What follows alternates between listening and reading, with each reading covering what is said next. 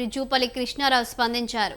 నియోజకవర్గ అభివృద్ధి పనుల కోసం సీఎంను కలిశామని ఆ ఎమ్మెల్యేలు చెప్తున్నారని జూపల్లి అన్నారు. అయినా పార్టీ ఫిరాయింపుల విషయంపై స్పీకర్ నిర్ణయం తీసుకుంటారని తెలిపారు. ఆ అంశం కోర్టు పరిధిలో ఉందని దానిపై తామెందుకు చర్చించాలని జూపల్లి ప్రశ్నించారు. ఈ ప్రభుత్వం రేపు ఎల్లుండి కూలిపోతుందని బీఆర్ఎస్ బీజేపీ నేతలు పదే పదే మాట్లాడారని, ఆ వ్యాఖ్యలు ప్రజాస్వామ్యాన్ని కూనీ చేయాలని చేసినవి కాదా అని మండిపడ్డారాయన. చిన్నపిల్లలు ఏం కాదు కదా, అంటే ఒకరు చెప్తే చేసేటోళ్ళ, ఒకరు తినిపిస్తే తినేటోళ్ళ, ఆలోచన అవగాహన లేకుంటే శాసనసభ్యులు అయినరా? ఇది స్పష్టంగా చెప్పిండ్రు. కలిసి ఉండొచ్చు, పనుల కోసం కలిసినాం అంటున్నారు. రకరకాలు ఉన్నాయి. దానిపైన ఏదన్నా స్పీకర్ అనేది కోర్టు పరిధిలో ఉంది. దానిపైన మేము ఎందుకు మాట్లాడాలి, ఎందుకు చర్చించాలా? సమాధానం చెప్తుంది కదా. ఈ ప్రభుత్వం రేపు కూలిపోతుంది, ఎల్లుడు కూలిపోతుంది అని మాట్లాడినరా?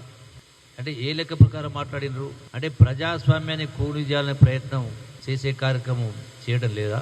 మాట్లాడారు కదా, బీఆర్ఎస్లో మాట్లాడారు, బీజేపీలో మాట్లాడారు కదా. అయినా కూడా నిర్ణయాలు అనేది ఏదున్నా కూడా చట్ట ప్రకారం ఉంటే చట్టం ప్రకారమే ఉంటాయి, న్యాయం ప్రకారం ఉంటాయి, కోర్టులు ఉన్నాయి, స్పీకర్ నిర్ణయాలు ఉన్నాయి. మరి దీనికి ఏదో సిగ్గుందంటే వాళ్ళు ఏదో చేరినట్టుగా, ఏదో చేర్చుకున్నట్టుగా, ఏదో వాళ్ళు తప్పు చేసినట్టుగా, వాళ్ళు ఏదో నిర్ణయం తీసుకున్నట్టుగా రకరకాల మాటలు మాట్లాడుతూ ఉన్నారు. మరి మీకు ఆ రోజు సిగ్గు లేదా?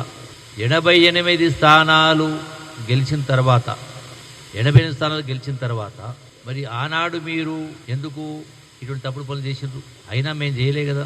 అంటే ప్రజాస్వామ్యాన్ని కూలి చేసింది మీరు, కూలి చేసే ప్రయత్నం చేసింది మీరు, మళ్ళీ మీరే పెడబబలు పడుతూ సిగ్గుందని మాట్లాడుతూ ఉన్నారు.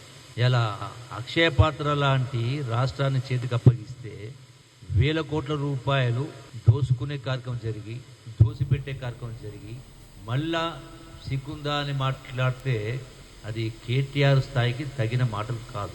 ఇలా ప్రజాస్వామ్యంలో ఈ ప్రభుత్వం ప్రజాస్వామ్యబద్ధంగానే చేస్తుంది, ఏదైనా చట్ట ప్రకారమే చేస్తుంది. ఇది కూడా పరిపాలన అంతా కూడా. ఇలా వాళ్ళు మేము పనుల కోసం పోయినామంటే కూడా మీరు చేరిండ్రు, నిర్ణయం తీసుకోవాలంటే స్పష్టంగా మాట్లాడడం జరిగింది, చెప్పిండ్రు వాళ్ళు కూడా. దీనికేదో సిగ్గుందా అన్నట్టుగా, అంటే వీళ్ళు చేసినటువంటి వ్యవహారాలు ఏదో చక్కగా ఉన్నట్టుగా, మేము ఈ ప్రభుత్వం తప్పు చేసినట్టుగా మాట్లాడుతూ ఉన్నాం.